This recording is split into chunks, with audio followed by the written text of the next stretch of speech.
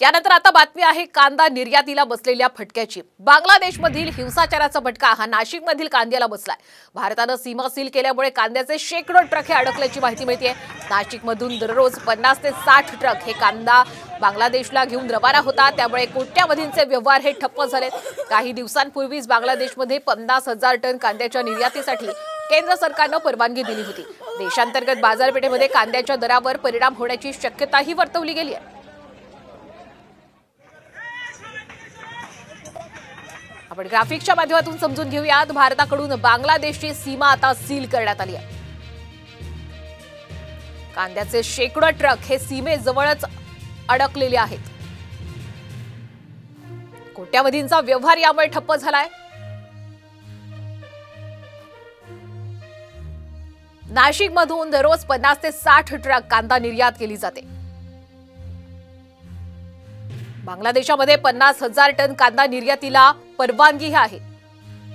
आणि याच महत्त्वाच्या बातमी संदर्भात अधिकचे अपडेट घेण्यासाठी जाऊयात आमचे प्रतिनिधी अभिजित सोनावणे यांच्याकडे। अभिजित, आपण पाहतोय की कांदा उत्पादकांच्या अडचणीत आता या घटनेमुळे पुन्हा वाढ झालेली आहे, त्यांचं नेमकं म्हणणं काय?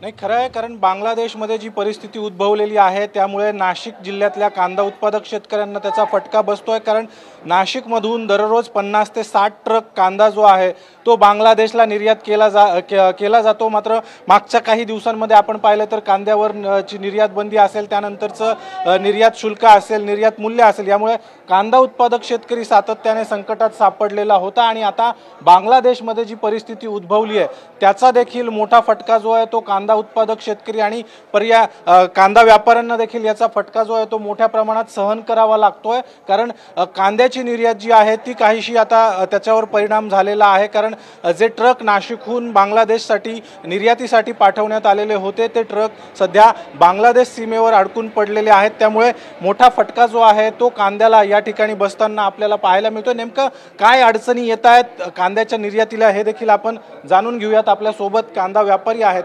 नेमकी काय परिस्थिती आहे बांगलादेश सीमेवर, काय घडतंय? गेल्या 2 दिवसापासून जे बांगलादेशची परिस्थिती तुम्हाला माहिती आहे का, तिथं मोठ्या प्रमाणात हिंसाचार उसळला होता। तर त्याचा परिणाम असा झाला की भारताचे बॉर्डर पूर्णपणे बंद केले गेले। भारत आणि बांगलादेशच्या बॉर्डर पूर्णपणे ब्लॉक झाला होता आणि त्यामुळे आमचे जे सीमेवरती पोहोचलेले जे ट्रक होते ते तसे अडकून गेले होते। परंतु कालपासून ते ट्रक काही प्रमाणामध्ये आमच्या मध्ये सोडले गेले आणि ज्यांना काही डॉक्युमेंटची अडचणी होतात ते ट्रक फक्त आमच्या सीमेवरती अडकलेले आहे। आणि अशा वरच्या माहितीप्रमाणे आम्हाला असं कळलं आहे की येते आज उद्यापर्यंत ते सर्वपणे बॉर्डर व्यवस्थित चालू होऊन जाईल, सुरळीत। पण भावावर काय परिणाम होईल? भावाचा परिणाम असा झाला की 2 दिवसापूर्वी तिला अडकले होते तर व्यापाऱ्यांना असं वाटत होतं की आपला जर माल सीमेवरती पोहोचला नाही तर आपली नुकसान होईल। परंतु ही बॉर्डर खुली झाल्यामुळे निश्चितच आता 2-5